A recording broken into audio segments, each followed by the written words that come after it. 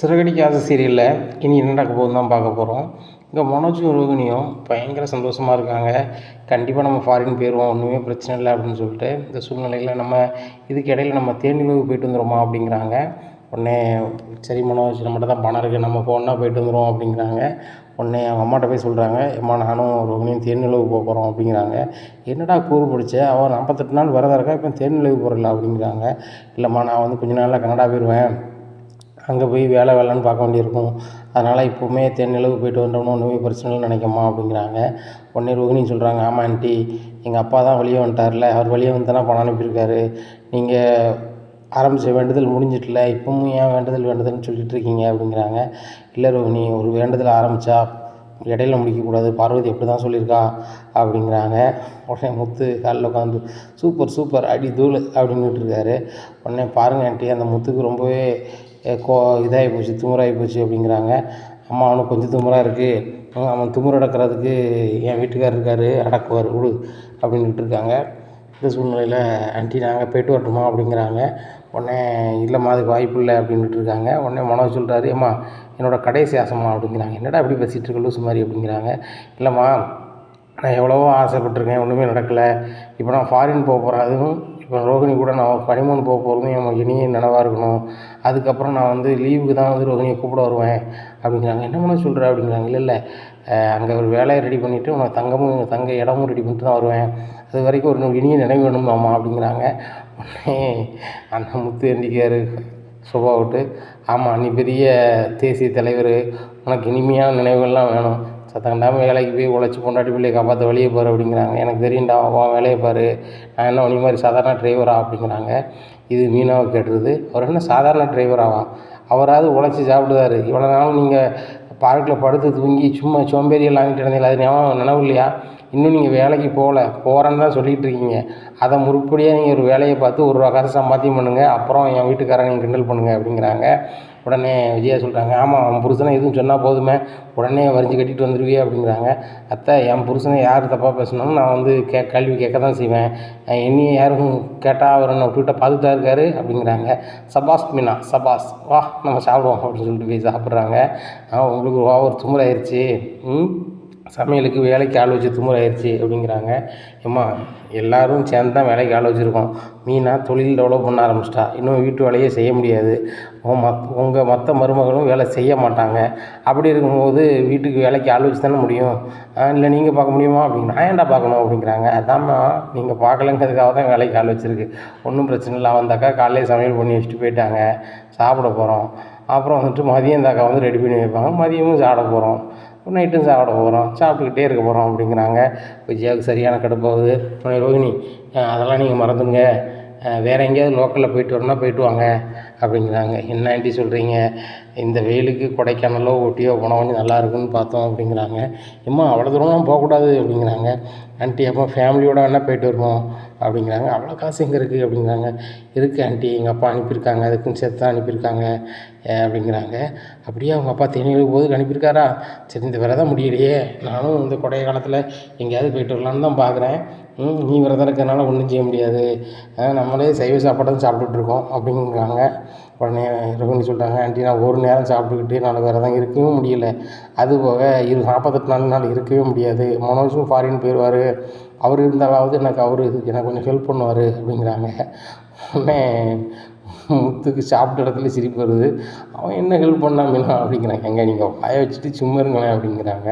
இல்லை மீனா, அவன் ஹெல்ப் பண்ணான்னு சொல்லுதாங்க பற்றியா, அதான் ரொம்ப இதாக இருக்குது, அவன் ஒன்றுமே செய்ய மாட்டான், அவனை ஹெல்ப் பண்ணான்னு சொன்னால் எப்படி என்னால் ஏற்றுக்கொள்ள முடியும் அப்படிங்கிறாங்க. ஏங்க இதுவரையும் நீங்கள் சாப்பிட தானே போகிறீங்க, சாப்பிடுங்க அப்படின்ட்டு இருக்காங்க. இந்த சூழ்நிலையில் அண்ணாமலை வெளியிலேருந்து வராரு. உடனே ஏங்க இவங்க எங்கேயோ போகணுங்கிறாங்க அப்படிங்கிறாங்க. எங்கே போகணுங்கிறாங்க அப்படிங்கிறாங்க. இப்போ எங்கள் மாமனார் வந்து ஹனிமூன் போகிறதுக்கு பைசா அனுப்பிவிட்ருக்காங்க அப்படிங்கிறாங்க. ஹனிமூன் போகிறதுக்கு அனுப்பிவிட்ருக்காரா, சரி அப்படின்ட்டு இருக்காங்க. என்னப்பா சரிங்கிறீங்க, நாங்கள் போயிட்டு வரணுமாப்பா அப்படிங்கிறாங்க.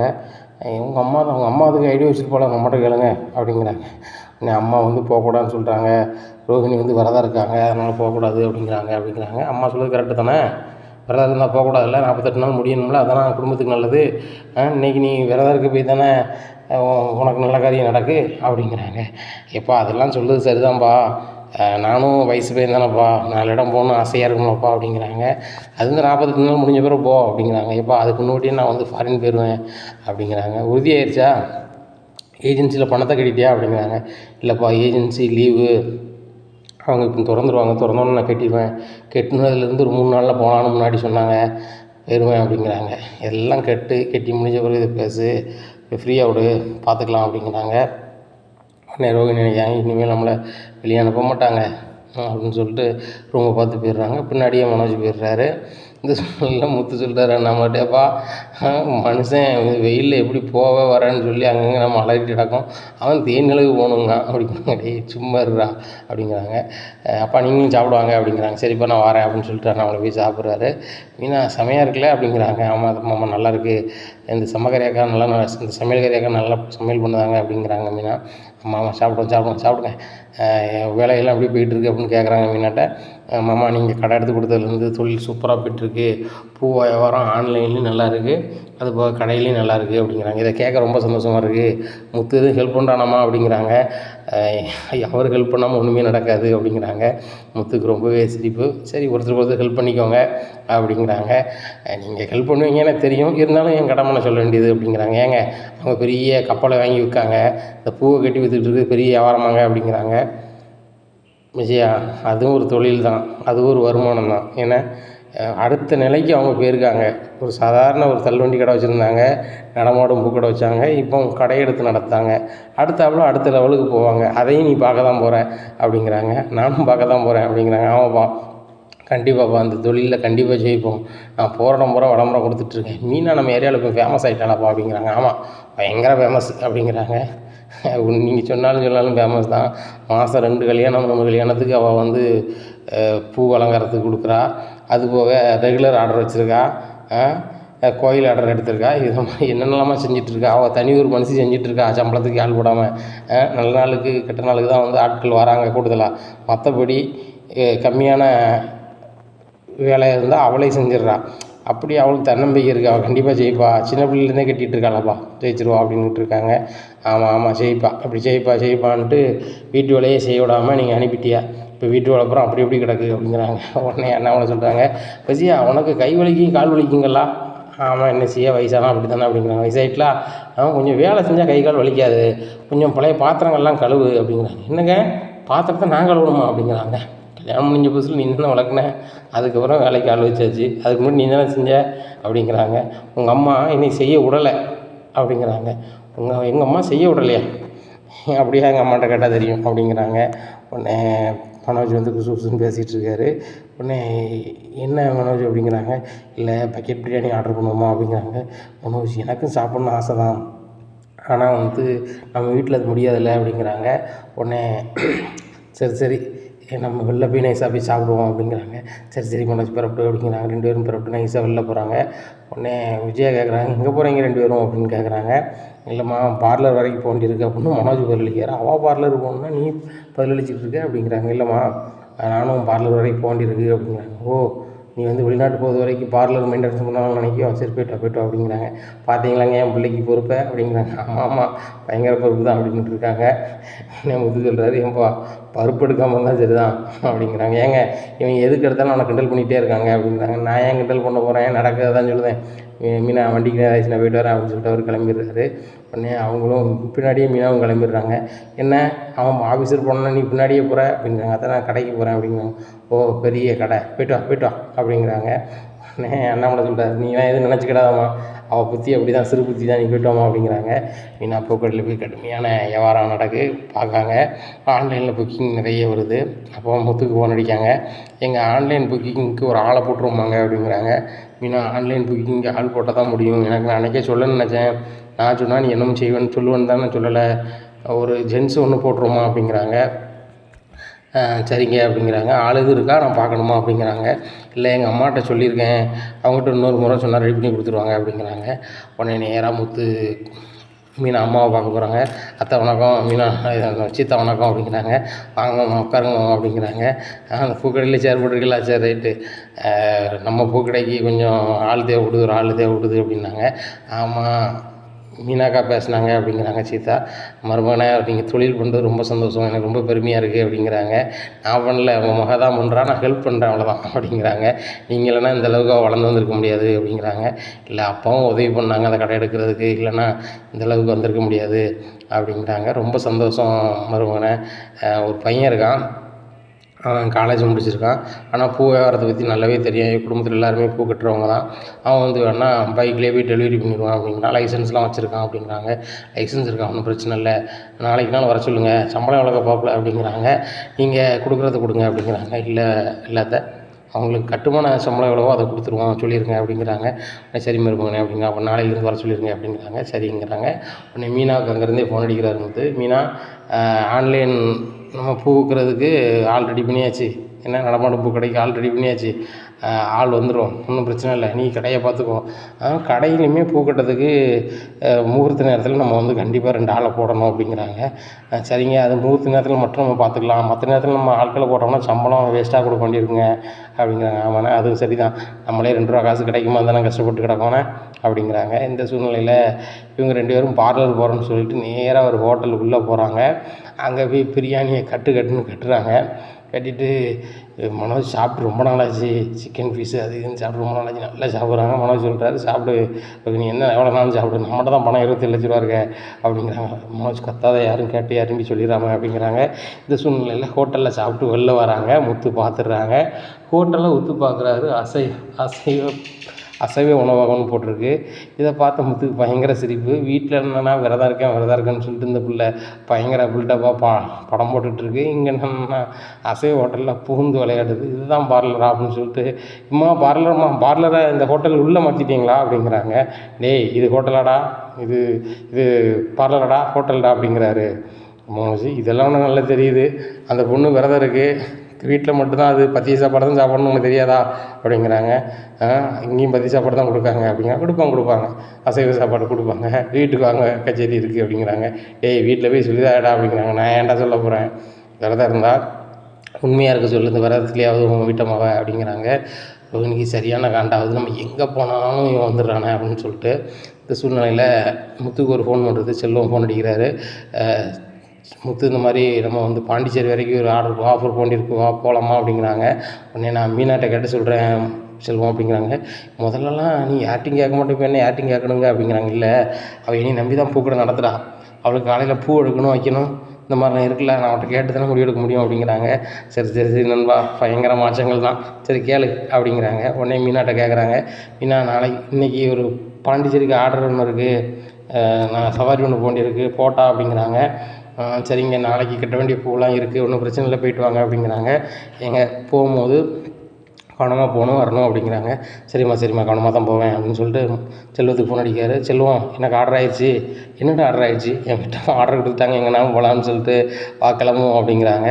உடனே பாண்டிச்சேரி ஆர்டர் நம்ம ஆஃபர் போகிறாங்க, காரில் ஆஃபர் போகிறாங்க. போயிட்டு சவாரி முடிச்சுட்டு வீட்டுக்கு வராங்க. வந்துட்டு பணத்தோட மீனாட்ட ஒன்று கொடுக்காங்க. இதெல்லாம் ஏன்டே எதுக்கு தரணும் அப்படிங்கிறாங்க. இல்லை மீனா, வெளியூர் ஆர்டர் போனால் மொத்தமாக கிடைக்கும், அப்போ நான் வாங்குறது வந்து வேணா தான் நல்லாயிருக்கும் அப்படிங்கிறாங்க. உடனே மீனை வாங்கி கையில் கொடுக்காங்க.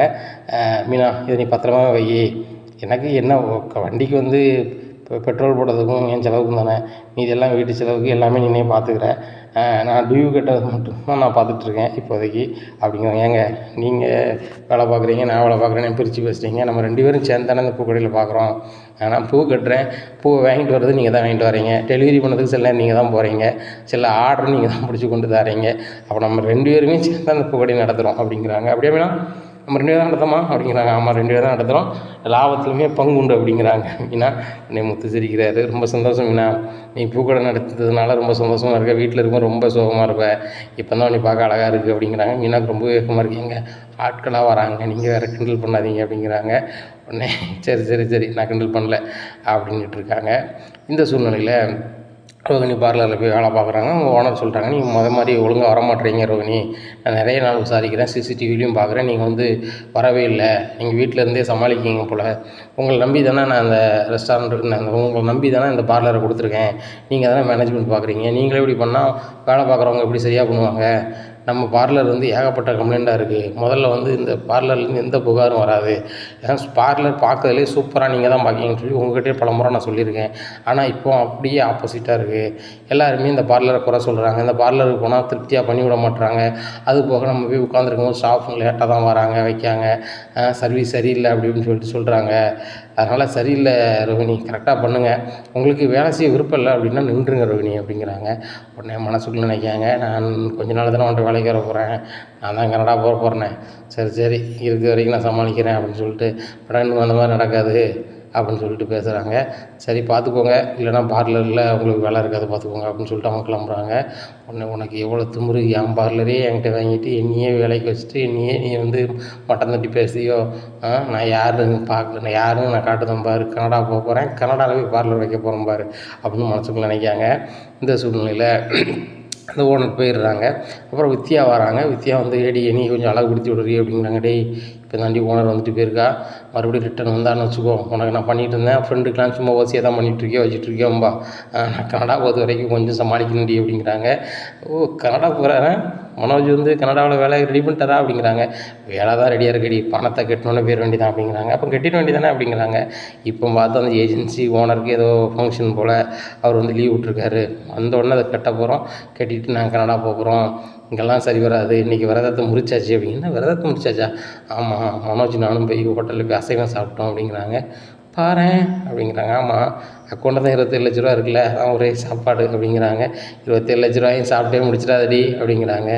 ஆமாடி கொஞ்சம் பையை தான் செலவு பண்ணணும், மனோஜை ஃப்ரீயாக விட்டோன்னு வச்சுக்கோயேன், செலவு பண்ணி முடிச்சிடுவார் அப்படிங்கிறாங்க. ஆமாம் அப்படின்னு பேசிகிட்டு இருக்காங்க. அப்போ தான் வித்தியா சொல்கிறாங்க, மனோஜ் அக்கௌண்ட்லேயே பணத்தை வைக்காத, நீ உன் அக்கௌண்ட்டுக்கு மாற்றிடு, மாற்றினா தான் பிரச்சனை கிடையாது. அவர் வந்து சும்மா ஊதாரியாக செலவு பண்ணக்கூடியவர், உழைக்கவே இல்லை, பணத்தோட அருமை தெரியாது, நீ அதனால் உன் அக்கௌண்ட்டுக்கு மாற்றிடு அப்படிங்கிறாங்க. நீ சொல்லுறதும் சரி தான் வித்யா, அவர் வந்து கொஞ்சம் செலவாளி தான், பணம் வந்தோடனே பக்கெட் பிரியாணி ஆர்டர் பண்ணட்டா, அதை செய்யட்டா எதை செய்யட்டாங்கிறாரு, எதையாவது செலவு ஓவராக பண்ணிடக்கூடாது என்ன அப்படிங்கிறாங்க. ஆமாம், இந்த ஜீவா வேறு ஆன்லைனில் பணம் பேமெண்ட் அனுப்பியிருக்கான், திடீர்னு டெக்னிக்கலில் ஏதாவது பண்ணி ரிட்டன் எடுத்துட்டான்னு வச்சுக்கோ, மாட்டிக்கிடுவோம் அப்படிங்கிறாங்க. நீ சொல்லுறதும் எனக்கு பயமாக தான் இருக்குது, சரி நான் வீட்டில் போய் மனோஜ்கிட்ட பேசி என் அக்கௌண்ட்டில் மாற்றிடுறேன் அப்படிங்கிறாங்க. இன்னும் வேலையை முடிச்சு ரோகிணி வீட்டுக்கு போகிறாங்க. ரோகிணி இன்றைக்கி நைட்டு கோயிலுக்கு போனோம்லா அப்படிங்கிறாங்க. ஆண்டி நேற்று தான் போனோம்லா அப்படிங்கிறாங்க. இல்லைம்மா, இனி 48 நாள் முடியுது வரைக்கும் நைட் நீ கோயிலில் தான் தூங்கணும், கோயிலே தான் நம்ம இருக்கணும் அப்படிங்கிறாங்க. என்ன ஆண்டி சொல்கிறீங்க அப்படிங்கிறாங்க. நானும் உன் கூட தானே வரேன், உங்கள் அப்பா எப்படியாவது நம்ம வீட்டுக்கு வரணும் அப்படின்னு சொல்லி தான் இந்த வேண்டுதல், வா நானும் வரேன் கூட அப்படிங்கிறாங்க. ஆண்டி இப்போ தானே வந்திருக்கேன், நான் மனோஜ்கிட்ட பேசிட்டு ஒரு 1/2 hourல வரேன் அப்படிங்கிறாங்க. சரி ஒரு 1/2 மணி நேரம் எடுத்துக்கா, நானும் கொஞ்சம் புறப்பட வேண்டியிருக்கு அப்படிங்கிறாங்க. உடனே பார்வதிக்கு ஃபோன் அடிக்காங்க. ஃபோன் அடித்து பார்வதி நானும் கோயிலுக்கு வந்துடுறேன், நீனும் வந்துடு அப்படிங்கிறாங்க. நீனும் மருமகளும் போனால் போங்கலாம், என்னை ஏன் போட்டு தினம் இழுத்துட்டு இருக்கியா அப்படிங்கிறாங்க. பார்வதி என் குருநாதர் நீ தானே, நீ வரணும்ல அப்படிங்கிறாங்க. நான் உன் குருநாதரா அப்படிங்கிறாங்க. ஆமாம், என் வயசுக்கு நீ ஒரு நாள் மூத்தவா, நீ தான் நீ சொல்கிறதானே எல்லாமே நான் கேட்டுக்கிட்டு இருக்கேன் அப்படிங்கிறாங்க. ஆமாம் நான் சொல்கிறத நீ கேட்டுக்கிட்டு இருக்கேன், ஆமாம் நீ சொன்ன மருமகளை தானே நான் என் மகனும் கட்டி வச்சுருக்கேன் அப்படிங்கிறாங்க. இதை மட்டும் பணக்காரின்னு ஒன்று கட்டினேன், இல்லைன்னா கட்டுவியா அப்படின்ட்டு இருக்காங்க. சரி நான் கோயிலுக்கு வரேன் அப்படிங்கிறாங்க. விஜயபுரம் உட்காந்துக்கிட்டு இருக்காங்க. அப்போ ரோகிணி வந்து மனோஜ்கிட்ட பேசுகிறாங்க. மனோஜ் செல்ஃபோனை நோண்டிகிட்டு இருக்காரு. உடனே மனோஜ் கொண்டு பேசணும் அப்படிங்கிறாங்க. சொல்லு ரோகிணி அப்படிங்கிறாங்க. இல்லை உன் அக்கௌண்ட்டில் பணம் இருந்தால் சரி வராது அப்படிங்கிறாங்க. ஏன் ரோகிணி அப்படிங்கிறாங்க. இல்லை யாரோ உங்கள் அக்கௌண்ட்டுக்கு மாற்றிடு, நீ செலவாளி அப்படிங்கிறாங்க. உடனே மனோஜ் முடிக்கிறாரு. ஆகா இப்படி தான் வந்து அவள் அக்கௌண்ட்டுக்கு ஜீவா அக்கௌண்ட்டுக்கு மாற்றினேன், அவள் வந்து ஒரே இடவா பணத்தை எடுத்து ஓடிட்டா, இந்த ரோகிணிக்கு நம்ம பணத்தை அனுப்பணும், அவளும் இவளும் ஓடிடுவாளோ அப்படின்னு சொல்லிட்டு முடிக்காரு. இல்லை ரோகிணி என்கிட்டே இருக்கட்டும் அப்படிங்கிறாங்க. இல்லை என்ன மனோஜ் இப்படி நினைக்கிறேன், நான் ஜீவா மாதிரி ஏமாற்றிடுவேன்னு நினைக்கிய அப்படிங்கிறாங்க. இல்லை அவள் எனக்கு வெறும் காதலி, நீ ஒய்ஃபுல்லா அப்படிங்கிறாங்க. நம்புறல்லா, நீ இருந்தால் செலவு பண்ணிடுவேன்னு தான் நான் சொல்கிறேன், நானும் வித்யாவும் பேசிகிட்டு இருக்கும்போது தான் இப்படி ஒரு யோசனை வந்துச்சு அப்படிங்கிறாங்க. ஓ வித்யாவோட வேலை தானோ, அங்கே ஜீவா என் பணத்தை அடிக்கிறதுக்கு அவள் ஃப்ரெண்டு ஹெல்ப் பண்ணால், இப்போ மறுபடியும் எந்த பணத்தை அடிக்கிறதுக்கு உன் ஃப்ரெண்டு ஹெல்ப் பண்ணுறாளா அப்படின்னு சொல்லிட்டு, இல்லை ரோகிணி இன்றைக்கி நல்ல நாள் இல்லை, நல்ல நாள் பார்த்து உன் அக்கௌண்ட்டில் மாற்றி விடுதேன் அப்படிங்கிறாங்க. மனோஜ் இதுக்குமா நல்ல நாள் பார்ப்பாங்க அப்படின்ட்டு இருக்காங்க. உடனே விஜயா கதவை தட்டிடுறாங்க. ரோகிணி அப்படிங்கிறாங்க. என்ன ஆண்டி அப்படிங்கிறாங்க. கோயிலுக்கு நேரம் ஆயிடுச்சு நீ வா அப்படிங்கிறாங்க. உடனே மனோஜ் நீனும் வா அப்படிங்கிறாங்க. ஏம்மா ரோகிணி தானே வரதா இருக்கா, எனக்கு அங்கே கொசுலாம் கிடைக்கும், அது போக நைட் நான் ஏசி இல்லாமல் தூங்கிக்க மாட்டேன், நீங்கள் கோயிலில் இருந்து அப்படி சமாளிச்சுப்பீங்க, எனக்கு முடியாது அப்படிங்கிறாங்க. உடனே சரி மனோஜ் நீ இரு, நான் நான் போயிட்டு வரேன் அப்படின்னு சொல்லிட்டு ரோகிணியை கூப்பிட்றாங்க. இப்போ ரோகிணிக்கு சரியான கடுப்பாக இருக்குது. மனோஜ்ட்ட அக்கௌண்ட்டில் பணத்தை மாற்றுறதுக்கு பேசிகிட்டு இருக்கேன். அவங்க ஓகேனாலும் உடனே மாறிடும். அதுக்குள்ளே இந்த ஆண்டி நீங்கள் கூப்பிட்டாங்களே, சரி ரைட்டு நாளைக்கு எப்படியாவது பேசி நம்ம அக்கௌண்ட்டில் மாற்றிடுவோம் அப்படின்னு சொல்லிட்டு ரோகிணி விஜயா கூடயே கோயிலுக்கு போகிறாங்க. இந்த சூழ்நிலை நைட்டு பூரா கோயிலில் பஜனையை முடிக்கிறாங்க. முடிச்சுட்டு விடிய காலம் வீட்டுக்கு வராங்க.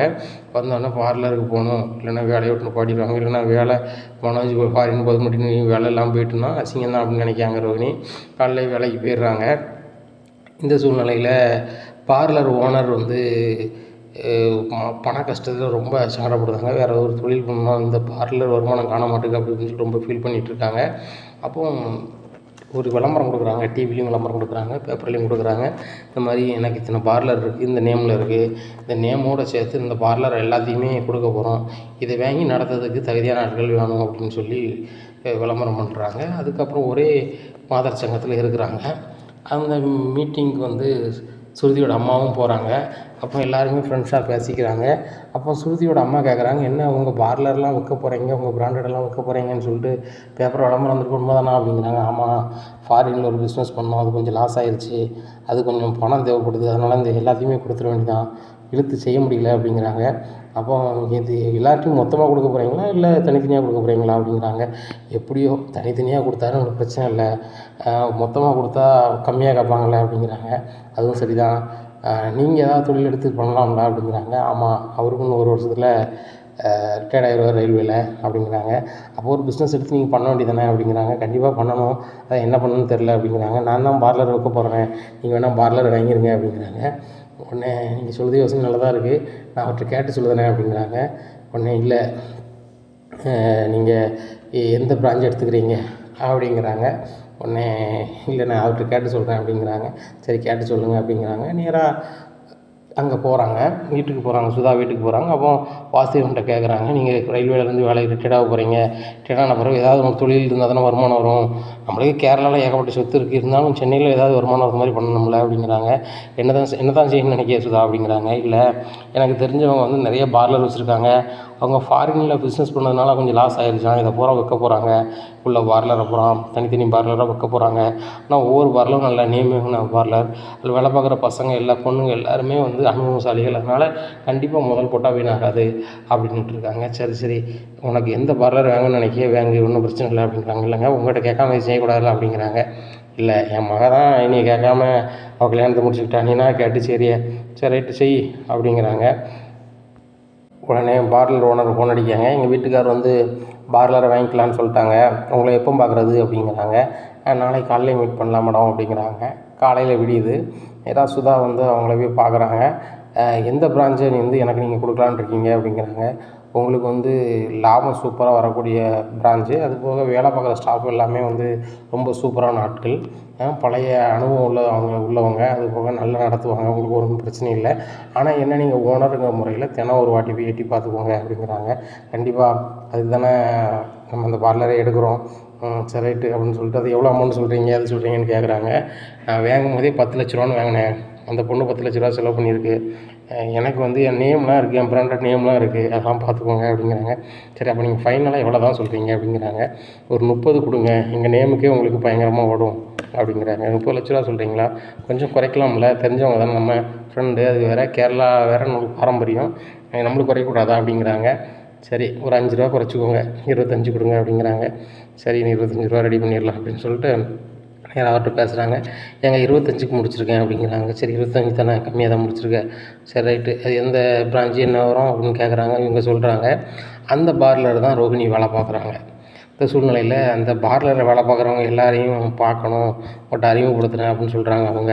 அப்போது யார் பேர் அப்படின்னு சொல்லிட்டு எனக்கு ஒரு வாட்ஸ்அப்பில் அனுப்புவீங்களா, அவங்க என்னென்ன வேலை பார்க்குறாங்க, அவங்க பேர் என்ன பேருன்னு சொல்லி அனுப்புவீங்களான்னு கேட்குறாங்க ஓனர்கிட்ட. சரி ரைட்டு நான் அனுப்புகிறேன், நீங்கள் நேரில் வந்து பார்த்தீங்கன்னா அறிமுகப்படுத்தலான்னு நினச்சேன் அப்படிங்கிறாங்க. இல்லை இன்றைக்கி ஒரு முக்கியமான வேலையும் இருக்குது, அதனால் நீங்கள் வந்து யார் என்னென்ன வேலை பார்க்க, அவங்க பேர் என்ன பேர் அப்படிங்கிற தகவல் மட்டும் எனக்கு வாட்ஸ்அப்பில் அனுப்பிடுங்க அப்படிங்கிறாங்க. உடனே என் பார்லரில் 6 பேர் வேலை பார்க்குறாங்க, 6 பேர் இது யார் என்னென்ன வேலை பார்க்குறாங்க, யார் நிர்வாகம் பண்ணுறாங்க அப்படின்னு சொல்லிட்டு அனுப்புகிறாங்க. அதில் ரோஹிணி பேரும் இருக்குது, நிர்வாகின்னு சொல்லி தலைமை நிர்வாகியின் பேரை போட்டு ரோகிணி பேர் இருக்குது. ரோகிணியை பார்த்தோன்னா பயங்கர சந்தோஷம் சுதாவுக்கு. உடனே ஏங்க அப்படிங்கிறாங்க. என்னடி என்ன அப்படிங்கிறாங்க. இல்லை ஒரு சந்தோஷமான செய்திங்க அப்படிங்கிறாங்க. என்ன சந்தோஷமான செய்தி சுதா? சுருதி நம்ம வீட்டுக்கு வந்துட்டாளா அப்படிங்கிறாங்க. இல்லை அதை விட சந்தோஷமான செய்திங்க அப்படிங்கிறாங்க. அதை விட சந்தோஷமானது அப்படிங்கிறாங்க. அந்த அண்ணாமலை குடும்பத்தை அசிங்கப்படுத்துறது அப்படிங்கிறாங்க. அண்ணாமலை குடும்பத்தை அசிங்கப்படுத்த இன்னொரு வாட்டி வாய்ப்பு என்ன கிடைக்குமா அப்படிங்கிறாங்க. கண்டிப்பாக கிடைக்குங்க, அது மிகப்பெரிய வாய்ப்பு.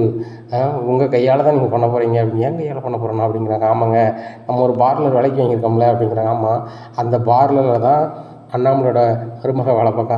அந்த பொண்ணு பெரிய பணக்கார பொண்ணு, அது தனியாக தானே பார்லர் வச்சுருக்கு அப்படிங்கிறாங்க. இல்லைங்க, அவள் ஏமாற்றிட்டு அடைஞ்சிருக்கா. அந்த பார்லர் தான் நம்ம வாங்கியிருக்கோம். ஏன்னா நம்ம பார்லர் வாங்கினவங்கக்கிட்ட தான் வேலை பார்த்துருக்கா. கேட்டால் பார்லர் சொந்தமாக வச்சுருக்கா அப்படின்னு சொல்லி பில்டப் பண்ணியிருக்கா. அந்த விஜயா கூட என் பேரில் தான் பார்லர் இருக்குது அப்படி இப்படின்னு சொல்லி ஏமாற்றிட்டு இருக்காங்க. ஏன்னா இதுக்கெல்லாம் ஒரு ஆப்பு வைப்போம் வசமா அப்படிங்கிறாங்க. சுதா, நீ மகிழ்ச்சியான செய்தி சொல்லியிருக்கேன். 25 லட்ச ரூபா கொடுத்தது உனக்கு எனக்கு சந்தோஷமாக தெரியல. இப்போ நீ சொன்ன செய்தி தான் எனக்கு ரொம்ப சந்தோஷமாக இருக்குது. அண்ணாமலை மருமக நம்மகிட்ட சம்பளம் வாங்குறான். ஏற்கனவே அண்ணாமலை எனக்கு கீழே சம்பளம் வாங்கினவன் தானே. ஏன்னா இப்போ எனக்கு இது ஒரு வாய்ப்பு தானே, ஒன்றும் பிரச்சனை இல்லை. எவ்வளோ நீ பண்ணுவியோ பண்ணு, நான் பார்த்துக்கிறேன் அப்படிங்கிறாங்க. விஜயாவை ஏற்கனவே அன்றைக்கி பூக்காரின்னு சொல்லி அசிங்கப்படுத்தி வந்தேன். இப்போ அசிங்கப்படுத்துறதுக்கு நம்மளுக்கே ஒரு வாய்ப்பு கிடச்சிருக்கு, அது மகா வாய்ப்பு கிடச்சிருக்கு அப்படிங்கிறாங்க. சுதா இதை கண்டிப்பாக பயன்படுத்து அப்படின்னுட்டு இருக்காங்க. உடனே காரில் பேசிகிட்டே போய்கிட்டு இருக்காங்க சந்தோஷமாக. அப்போது விஜயாவும் பார்வதியும் கோயிலுக்கு போயிட்டு நடந்து வந்துட்டுருக்காங்க. அப்போது எங்க நிப்பாட்டுங்க அப்படிங்கிறாங்க. என்ன சுதா அப்படிங்கிறாங்க. இல்லை நிப்பாட்டுங்க, இதுலேயே ஒரு இன்பமான ஒரு செய்தி உங்களுக்கு கிடைக்கும் அப்படிங்கிறாங்க. என்ன அப்படிங்கிறாங்க. அண்ணாமலை பொண்டாட்டியும் பக்கத்து வீட்டில் ஒரு பார்வதியும் ஒரு பொம்பளையெல்லாம் நடந்து வந்துட்டுருக்காங்க. இடையில மறிச்சு சொல்கிறேன், ரொம்ப சூப்பராக இருக்கும் அப்படிங்கிறாங்க. சரி அப்படிங்கிறாங்க. உடனே இறங்குறாங்க. இறங்கினோன்னே சம்மந்தி அப்படிங்கிறாங்க. ஆகா, இவெல்லாம் காரை விட்டு இறங்கினா எதுவும் அசிங்கப்படுத்துவாங்கன்னு தெரியலையே, பார்வதியாக இருந்துக்கால அப்படின்னு சொல்லிட்டு முழிக்காங்க. உடனே சம்மந்தி வாங்க சம்மந்தி, இதில் காஃபி குடிக்க கூட கடை இல்லையே அப்படி இப்படின்னு சொல்லி சமாளிக்கிறாங்க விஜயா. ஒன்றுமே இல்லை, காஃபிலாம் நான் ஃபங்க்ஷன் வீட்டிலே குடிச்சிட்டேன், வீட்டுக்கு தான் போயிட்டுருக்கோம். ஒரு சந்தோஷமான செய்தியை சொல்லணும் தான் நான் நிற்கிறேன், காரணப்பட்டணும் அப்படிங்கிறாங்க. என்ன செய்தி சம்மந்தி அப்படிங்கிறாங்க. உடனே ஒன்றும் இல்லை, உங்கள் ரோகிணி வேலை பார்க்குற பார்லரை நான் வாங்கிட்டேன் அப்படிங்க. என்ன ரோகிணி வேலை பார்க்குறாங்களா? அவள் சொந்தமாக பார்லர்லாம் வச்சுருக்கா அப்படிங்கிறாங்க. இதே போய் எத்தனை நாள் சம்மந்தி சொல்லிக்கிட்டு இருப்பீங்க அப்படிங்கிறாங்க. இதை கேட்ட விஜயாவுக்கும் இங்கே பார்வதிக்கும் ரொம்பவே ஷாக் ஆகிடுது. அப்போ அவள் சொந்த பார்லர் இல்லையா அப்படிங்கிறாங்க பார்வதி. இல்லை அந்த பார்லரை நான் வேலைக்கு வாங்கிட்டேன், என்கிட்ட தான் வேலை பார்க்குறாங்க. ஏன்னா அந்த பார்லரை நான் வேலைக்கு இன்றைக்கி தான் முடித்தேன். அதில் உள்ள ஸ்டாஃபெல்லாம் என்ன யார் பேர் என்ன அப்படின்னு சொல்லிட்டு தகவலை பூரா எனக்கு அனுப்பியிருக்காங்க பாருங்கள் ஓனர் அப்படின்னு சொல்லிட்டு அதையும் காமிக்கிறாங்க. அக்ரிமெண்ட் பேப்பரையும் காமிக்கிறாங்க. இதை பார்த்த விஜயாவுக்கு பயங்கர ஷாக்கு. அப்புறம் சொல்கிறாங்க, நீங்கள் உங்கள் பேரில் பார்லர் வச்சுருக்காங்கன்னு சொல்லிட்டு பயங்கர பில்டப் பண்ணிகிட்டு இருந்தீங்க. அந்த பொண்ணு வேறு பெரிய பணக்காரி அப்படி இப்படின்னு பில்டப் பண்ணிகிட்டு இருந்தீங்க. அப்போ எல்லாமே பொய் தானா? இப்படி ப்ராடக்ட் விட்டுட்டு தான் உலகத்தை ஏமாற்றிட்டு இருக்கீங்களா அப்படிங்கிறாங்க. இதை கேட்ட விஜயாவுக்கு ரொம்ப அசிங்கமாயிருது. சம்மந்தி இப்படிலாம் பேசாதீங்க, அந்த ரோஹிணி இப்படி பண்ணுவோன்னு எனக்கு தெரியல அப்படிங்கிறாங்க. எனக்கு தெரியும் முன்னாடியே, அது பணக்கார வீட்டு பிள்ளை மாதிரியும் தெரியல, அது மலேசியா பிள்ளை மாதிரியும் தெரில, அது சம்பளத்துக்கு வேலை பார்க்குற பிள்ளை தான். அந்த பிள்ளைக்கு ஒரு சந்தோஷமான செய்தியை சொல்லிடுங்க அப்படிங்கிறாங்க. உடனே விஜய் இது என்ன சொல்ல போகிறான்னு தெரியலையே அந்த பார்வதி முன்னாடி அப்படின்னு நினைக்காங்க. உடனே கூட 1000 ரூபா சம்பளம் நான் தரேன்னு சொல்லுங்கள், நான் வாங்கின காலகட்டத்திலேருந்து அப்படின்னு சொல்லுங்கள். இதை கேட்ட விஜயாவுக்கு கூட கொஞ்சம் அசிங்கமாக இருக்குது. ஆகா, அந்த ரோகிணி இருக்கட்டும், இன்றைக்கி வரட்டும், நான் வச்சுக்கிடுதேன் அப்படின்னு சொல்லிட்டு வீட்டுக்கு ரொம்ப கோபமாக போகிறாங்க. அப்போ பார்வதி சொல்கிறாங்க, என்ன விஜயா பெரிய பணக்காரி, நான் சொந்தமாக பார்லர் வச்சுருக்கேன் அப்படி இப்படின்னா, அவன் எங்கே சொந்த பார்லர் வச்சா? ஏன்டா 10 லட்ச ரூபாய் வாங்கி பார்லர் வச்சா, அதையும் ஏன்ட்ட கேட்காம கொடுத்துருக்கா, அவளுக்கு எவ்வளோ திமிரு அப்படின்னு சொல்லிட்டு வீட்டுக்கு போகிறாங்க. இங்கே மனோஜும் ரோகிணியும் பயங்கரமாக சுற்றிட்டு வீட்டுக்கு வராங்க, படம் கிடம் பார்த்துட்டு வராங்க. உடனே ரோகிணி எங்கே போயிட்டு வர அப்படிங்கிறாங்க. ஆண்டி ஒரு சினிமாவுக்கு போயிட்டு வரேன் நானும் மனோஜும் அப்படிங்கிறாங்க. நீ போக வேண்டியதான் அப்படிங்கிறாங்க. உடனே பார்லருக்கு நீ போகலையா அப்படிங்கிறாங்க. ஆண்டி நம்ம சொந்த பார்லர் தானே, கணக்கு வழக்கு எவ்வளோன்னு சொல்லிட்டு ஃபோன் பண்ணி கேட்டால் போதும், அதுக்கு எதுக்கு ஆள் வச்சுருக்கேன் அப்படிங்கிறாங்க. நீ தான் அதுக்கு எதுக்கு ஆள் வச்சுருப்பிய, அந்த பார்லரை விலைக்கு கொடுக்கறதாக நீ பேப்பரில் போட்டிருந்தியோ அப்படிங்கிறாங்க. நான் ஏன் ஆண்டி கொடுக்க போகிறேன், இல்லை பேப்பரில் போட்டதாக சொல்லி 4-5 பேர் என்கிட்ட கேட்டாங்களே அப்படிங்கிறாங்க. நான் போடலையா ஆண்டி, தப்பான செய்தியாக இருக்கும் அப்படிங்கிறாங்க. உடனே பார்வதி சொல்கிறாங்க, கரெக்டான செய்தி தான் ரோகிணி, இன்னும் நீ மறைக்க வேண்டாம், நீ பார்லர் வைத்தது உங்கள் அத்தைக்கு தெரிஞ்சிருச்சு அப்படிங்கிறாங்க. ரோகிணிக்கு ரொம்பவே ஷாக் ஆகிடுது. மனோஜுக்கு அதை விட ஷாக்கு. என்ன ரோகிணி ஆண்டி சொல்கிறாங்க, பார்லரை விற்றுட்டியா அப்படிங்கிறாங்க. டேய், அவள் பார்லர் விற்று பல நாள் ஆச்சுடா, அந்த ஓனரும் சுருதியோட அம்மாட்ட விற்றுட்டாங்கடா, சுருதியோட அம்மா இனி ரோட்டில் அசிங்கப்படுத்திட்டு போகுதுடா அப்படிங்கிறாங்க. இதை கேட்ட மனோஜுக்கு பயங்கர ஷாக்கு. ரோகிணிக்கு என்ன சொல்லனே தெரியல. உடனே முத்து வந்துடுறாரு. வந்துட்டு கையை தட்டுறாரு. கையை தட்டு சபாஸ் சபாஸ், இந்த விஷயங்களுக்கு எப்பவுமே தெரியும், அப்பாட்ட கேளுங்க, அப்பாவுக்கு ரொம்ப நாளைக்கு முன்னுக்கூட்டியே தெரியும் அப்படிங்கிறாங்க. இதை கேட்ட ரோகிணிக்கு ஆகா இவங்க 2 பேருக்கும் தெரிஞ்சுக்கிட்டே அமைதியாக இருந்திருக்காங்களோ அப்படின்னு சொல்லிட்டு, ஆண்டி எனக்கு எப்படி கடன் அடைக்கணும்னு தெரியல, வீட்டு கடனை பத்திரத்தை திருப்புன்னு தெரியல, அதான் பார்லர் விற்றுட்டேன் அப்படிங்கிறாங்க. அப்போ என் காலத்தில் தான் நீ பார்லர் ஆரம்பிச்சிருக்க, அப்போ உங்கள் அப்பாட்ட இருந்து 5 காசு நீ வாங்கலை, நீ வாங்க போகிறதும் இல்லை, அப்போ உங்கள் அப்பா அனுப்புனதாக சொன்னி அந்த பணம் எப்படி வந்துச்சு அப்படின்னு கேட்குறாங்க. ரோஹிணி ஒரு பதிலும் சொல்ல முடியாமல் திருன்னு முழிக்காங்க. மனோஜ் பக்கத்தான் திரும்பி பார்க்குறாங்க எல்லோரும். மனோஜ் இல்லைம்மா எப்போ தான் அனுப்புனாரு வச்சாரு அப்படிங்கிறாங்க. எந்த அக்கௌண்ட்டில் அனுப்புனாங்க அப்படின்னு கேட்குறாரு முத்து. ஒரு பதிலும் சொல்ல முடியல. அந்த அக்கௌண்ட் நம்பரை மட்டும் நீ காமி, எந்த அக்கௌண்ட்லேருந்து இந்த அக்கௌண்ட்டில் ஏறி நான் பார்க்குறோம் அப்படிங்கிறாங்க. மனோஜ் சொல்கிறார் அதையும் காமிக்கணும், எங்கள் மாமா தான் அனுப்புனாரு அப்படின்ட்டு இருக்காங்க. விஜயா சொல்கிறாங்க மனோஜுக்கு வேலைக்கு போகிறதுக்கு அனுப்பினவங்க அப்பா உனக்கு பார்லர் வைக்கியோ தொழில் பண்ணவே உங்கள் அப்பா அனுப்ப மாட்டாரா அப்படிங்கிறாங்க. ரோகிணியால் ஒரு பதிலும் சொல்ல முடியாமல் அப்படி திருன்னு முழிக்காங்க. உடனே அண்ணாமலை கேட்குறாங்க, அந்த பிள்ளைய நிற்க வச்சு என் கேட்டுட்டு இருக்க விடு, இது முன்னாடி எனக்கு தெரியும், அவள் பார்லர் வைக்கலை, உன் பையனுக்கு அவன் பொண்டாட்டி, உனக்கு மருமக விடு அப்படிங்கிறாங்க. ஏங்க அப்படிலாம் விட முடியாது, நான் கொண்டு வந்த மருமவா எப்படி இருக்குன்னு எனக்கு ஒரு இது இருக்குது, இந்த மீனா முன்னாடியோ சுருதி முன்னாடியோ தலை குனியக்கூடாது அப்படின்னா நான் சொல்லுறது மாதிரி தான் இருக்கணும் அப்படிங்கிறாங்க. ஆண்டி நான் இனிமேலும் உங்கள் சொல்ல கேட்டுட்டு இருக்குன்னு எனக்கு அவசியம் இல்லை, நான் தண்ணி கொடுத்துட போகிறோன்னா நாங்கள் போகிறோம் அப்படிங்கிறாங்க. உடனே மனோஜ்னு சொல்கிறாரு ஆமாம் நாங்கள் தண்ணி கொடுத்துட போகிறோன்னா போகிறோம், இங்கே கூட்டு குடும்பமாக இருக்க போய் தான் எங்கள் மாமனார் வரமாட்டேங்காரு அப்படிங்கிறாங்க. உடனே முத்து சொல்கிறாரு ஆமாம் உங்கள் மாமனார் தனியாக இருந்தால் மட்டும் பல 50 வாட்டி தனி ஃப்ளைட்டில் வந்துட்டு போயிட போகிறாரு, டேய் ஏன்டா ஏதாவது சொல்லணும்னு சொல்லிக்கிட்டு இருக்க அப்படிங்கிறாங்க. உடனே அண்ணாமலை சொல்கிறாங்க தண்ணி கொடுத்தணும் நீங்கள் போகிறதுக்கான இவ்வளவு இழுத்து கொண்டு போயிட்டுருக்கேன் குடும்பத்தை, நீங்கள்லாம் சேர்ந்து இருக்கணும்னு சொன்னால் இவ்வளோ கஷ்டப்பட்டுக்கிட்டு இருக்கோம். முத்து மீனாவும் நீங்கள் எல்லாம் ஒன்றா இருக்கணுங்கிறதுக்காக தான் மீனா ஹால்லையும் முத்து மாடிலையும் படுத்துட்ருக்கான், நீங்கள் அசால்ட்டாக தண்ணி கொடுத்துன போகிறேன்னு சொல்லிட்டு இருக்கீங்க, அப்படிலாம் சொல்லாதீங்க, என்ன நிலம் வந்தாலும் நம்ம கூட்டு குடும்பமாக தான் இருக்கோம், பேசாமல் இங்கேயே ஒரு வேலையை பாரு மனோஜ், இங்கேயே பிஸ்னஸ் பண்ணு, நம்ம குடும்பத்தோடய சேர்ந்துரு அப்படிங்கிறாங்க. சரிப்பா அது சம்மந்தமாக யோசிக்கேன் அப்படிங்கிறாங்க. உடனே மனோஜ் இவங்க அப்பா சொல்ல கேட்பியா, உங்கள் அம்மா சொல்ல கேட்பியா, ஏன் சொல்ல கேட்பியா அப்படிங்கிறாங்க. ரோகிணி நான் இப்போ உன் சொல்ல தான் கேட்பேன், நான் என்ன செய்யணும் அப்படிங்கிறாங்க. நம்ம தனி கொடுத்தன போனால் போவோம் அப்படிங்கிறாங்க. உடனே விஜயா சொல்கிறாங்க உங்கள் வீட்டிலேருந்து நான் காசு கொண்டு வர வழி கிடையாது, என் பையனை நீ தனி கொடுத்தன கூட்டி போவையோ, இப்போ கூட என் பையனுக்கு அனுப்பின பணம் ஓம் பணம் தானா அப்படின்னு எனக்கே சந்தேகமாகுது அப்படிங்கிறாங்க. அந்த விஜயாவுக்கு இந்த பணம் அனுப்புனதே சந்தேகமாகிட்டா அப்படின்னு சொல்லிட்டு ரோகிணி இல்லை ஆண்டி எங்கள் அப்பா தான் அனுப்புனாங்க மறுபடியும் சொல்லிகிட்டு இருக்காங்க. ஏம்மா ஒன்றுமே இல்லை, பேங்க் மேனேஜர் எனக்கு தெரிஞ்சவர் தான், ஏன்னா மனோஜ் அக்கௌண்ட்டுக்கு எங்கேருந்து பணம் வந்திருக்கு, யார் அனுப்பியிருக்கா அப்படிங்கிற தகவலை நான் உங்களுக்கு நாளைக்கு எங்கிட்ட தந்துதேன் அப்படிங்கிறாங்க. மனோஜ் இதுன்னு முடிக்கிறடே இதெல்லாம் நான் உனக்கு தேவையில்லாத வேலை அப்படிங்கிறாங்க. எனக்கு இதுதான் முக்கியமான வேலை, இந்த பண விஷயமாக கேட்டாலே நீனும் பொண்டாட்டியும் இதுன்னு முடிக்கிங்க, உங்கள் மேலே ரொம்பவே டவுட்டாக இருக்குது, அதனால் நான் கண்டிப்பாக யார் சொன்னாலும் சொல்லாட்டிலும் நீ எப்படி உன் அக்கௌண்ட்டில் பணம் வந்துச்சு, ஏன்னா எவ்வளோ வந்துச்சு, என்றைக்கு வந்துச்சு அப்படிங்கிற தகவலை நான் கண்டிப்பாக வாங்கி கொண்டு அப்பாட்ட கொடுக்க தயாராக இருக்கேன் அப்படிங்கிறாங்க. இங்கே சரியான கடுப்பாகுது மனோஜுக்கு. இவன் வேறு அந்த தகவலை வாங்கி கொண்டு கொடுத்துட்டோம்னா ஜீவாட்டிருந்து தான் பணம் வந்துச்சுன்னு தெரிஞ்சு போவோமே அப்படின்னு சொல்லிட்டு ரொம்பவே முழிக்காரு. அதுக்கு முன்னாடி நம்மளே சொல்லிடுவோமா அப்படின்னு சொல்லிட்டு முழிக்காரு. ரோகிணி திருன்னு ரூமுக்குள்ளே போயிடுறாங்க. அப்போ மனோஜ் போகிறாரு, ரோகிணி அந்த ஜீவாட்டிருந்து தான் பணம் வாங்கணும்னு சொல்லி வீட்டுக்கு தெரிஞ்சிச்சு அப்படின்னா அந்த வீட்டில் நான் இருக்க முடியாது, முத்து ரொம்ப கோபப்பட ஆரம்பிச்சிடுவான், எங்கள் அப்பாவும் கோபப்பட ஆரம்பிச்சிடுவாங்க, அதனால் முன்னுக்கூட்டியே நம்ம சொல்லிடுவோமா அப்படிங்கிறாங்க. நீ லூஸா மனோஜ், கையில் வெண்ணெய் வச்சுக்கிட்டு நீ அலைஞ்சிக்கிட்டு இருப்பியோ, பேசாமல் இந்த பணத்தோடு நம்ம இந்த வீட்டை விட்டு போயிடலாம் அப்படிங்கிறாங்க. ரோகிணி நம்ம எங்கே போனாலும் தான் அவங்களுக்கு தெரிஞ்சிருமே அப்படிங்கிறாங்க. நம்ம எங்கே போனாலும் தூர போய் நம்ம தொழில் பண்ணுறோம், தொழில் பண்ணிட்டு மீதியை பிறகு கொடுக்குறோன்னு சொல்லுவோம், வரதை பார்த்துக்கலாம் அப்படிங்கிறாங்க. சரி ரைட்டு, அப்போ நம்மளுக்கு வீடு பார்க்கணும்ல ரோகிணி அப்படிங்கிறாங்க.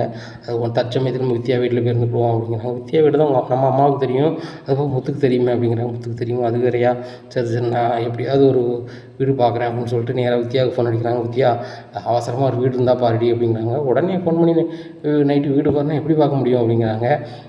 எப்படியாவது பாருடி, வீட்டில் எல்லா விஷயமும் தெரிஞ்சு போச்சு அப்படிங்கிறாங்க. என்னடி நீ கல்யாணம் முடிச்சது வச்சது எல்லாம் தெரிஞ்சு போச்சா, அடி பைய பேசு, அதெல்லாம் தெரியல, நாங்கள் ஜீவாட்ட பணம் வாங்கின விஷயம் வீட்டுக்கு தெரிஞ்சிடக்கூடாதுன்னு சொல்லி நினைக்கிறோம், அந்த முத்து எல்லா வகைகளையும் மோகம் முடிச்சுக்கிட்டு இருக்கான், பேங்க்கில் போய் மனோஜுக்கு எப்படி பணம் வந்துச்சு, எங்கள் அப்பா தான் அனுப்புனாரா அனுப்பலையான்னு தெரிஞ்சுக்கிடணும் அப்படின்னு நினைக்கான்.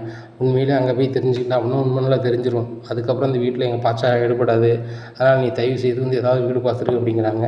சரி விடியட்டும், விடிஞ்சோன்னா நான் பார்த்துட்றேன் அப்படிங்கிறாங்க. உடனே வீடு கிடைக்குமாடி அப்படின்னு ஒரு வார்த்தையை போடுறாங்க. கண்டிப்பாக கிடைக்கும், அதிக வாடகை கொடுத்து தாரான்னு சொன்னால் தான் தரேன்றவாங்கள. புரோக்கர் எனக்கு தெரிஞ்ச புரோக்கர் நிறைய இருக்காங்க. ஆனால் வந்து கறிக்கடை மணி வீடு பக்கத்தில் ஒரு வீடு கிடக்கு அப்படிங்கிறாங்க. அவனுக்கு லூஸா நீ அவனை வந்து மனோஜ் பார்த்துட்டாருன்னா பெரிய பிரச்சனையாகிறதா அப்படின்னு. ஓ சாரிடி சரி ரைட்டு, நான் கொஞ்சம் தள்ளியே வீடு பார்க்குறேன், கவலைப்படாத, நீ எதையும் நினைக்காத, நான் பார்த்துக்கிறேன் ரோகிணி அப்படிங்கிறாங்க. உடனே ரோகிணி சந்தோஷமாக தூங்குறாங்க. ஆனாலும் மனோஜ் சொல்கிறாங்க, மனோஜ் நம்ம தெளிவாக தான் இருக்கணும். முத்து பேங்கில் விசாரிக்கிறதுக்கு முன்னாடி நம்ம வந்து இந்த வீட்டை விட்டு காலி பண்ணி போயிருக்கணும், அதை மட்டும் புரிஞ்சுக்கோ அப்படிங்கிறாங்க. ஆமாம் ரோகிணி, ஒன்று நம்ம வந்து உள்ளதை சொல்லியிருக்கணும், உள்ளதை சொல்லலாம்னா இந்த வீட்டை விட்டு நம்ம போயிருக்கணும் அப்படிங்கிறாங்க. முத்து காலையில் விடிஞ்சோன்னே நேராக பேங்க்கு போகிறாரு. மேனேஜர் பார்த்து பேசுகிறாரு. வாங்க முத்து, எப்படி இருக்கீங்க? நம்ம பேங்க் ஸ்டாஃபுக்கு நீங்கள் கார் ரெகுலராக ஓட்டுங்கன்னா கேட்க மாட்டேறீங்க. இல்லை சார், என்கிட்ட நீங்கள் சொன்ன கார் இல்லை சார், அதான் சார் வர முடியல அப்படிங்கிறாங்க. சரி, என்ன விஷயமா இருக்கீங்க அப்படிங்கிறாங்க. எங்கள் அண்ணன் கூட பிறந்த அண்ணன், அவர் வந்து கொஞ்சம் வீட்டுக்கு வேலைக்கே போகாமல் இருந்தார். அவர் வெளிநாட்டில் உள்ள பொண்ணை கல்யாணம் முடிச்சிருக்காரு. அவங்க மாமனார் பணம் அனுப்புனாங்க, வச்சாங்கன்னு சொல்லி வீட்டில் பில்டப் பண்ணிகிட்டு இருக்காரு. உண்மையிலே என் மாமா தான் அனுப்பியிருக்காரா அப்படின்னு சொல்லிட்டு பார்க்கணும் சார் அப்படிங்கிறாங்க. சரி, அக்கௌண்ட் நம்பர் தெரியுமா அப்படிங்கிறாங்க. தெரியும் சார் அப்படின்னு சொல்லி கொடுக்குறாங்க. சரி, பார்த்து உங்களுக்கு தகவல் சொல்கிறேன் அப்படிங்கிறாங்க. இனி என்ன நடக்கும் அப்படிங்கிறத பொறுத்து இருந்து பார்க்கலாம். நம்ம சேனலை மறக்காமல் லைக் அண்ட் சப்ஸ்கிரைப் பண்ணுங்கள். நன்றி, வணக்கம்.